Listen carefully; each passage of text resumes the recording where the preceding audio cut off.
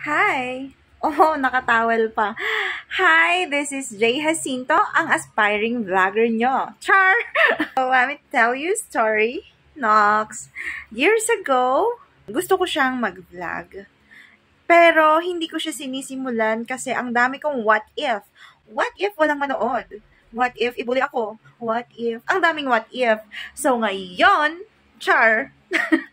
So, ngayon, sasamahan niyo ako na i-conquer yung what if sa what is. So, kung walang manonood, it's okay. At least nag-try ka at saka gusto mo. No more what if. Ngayon, what is na tayo. Charis! Buhag-hag pa ang ating hair. Saglit lang. And do I look better?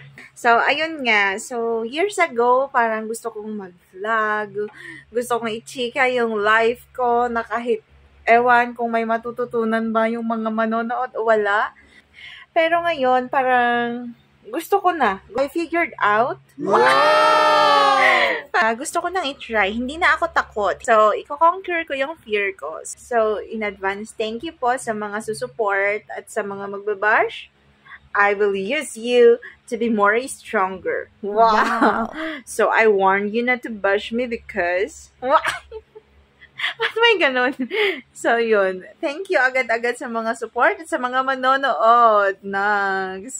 So, from this day onwards, we will try to do yung matagal na nating gusto na mag-vlog-vlogan. So, meron dati, nung medyo bata-bata pa ako, mahilig akong mag-video. Tapos nakita ko, may ganito palang pangyayari sa buhay ko. So, yun yung parang gusto ko na one day, gusto kong nakikita yung, ganun pala ako dati, may ganito pala dati, ganyan. Parang gusto kong mag-explore sa life. Tapos titignan ko, syempre when I get older, makikita mo yung, so may ganito palang ganap dati, ganyan, diba?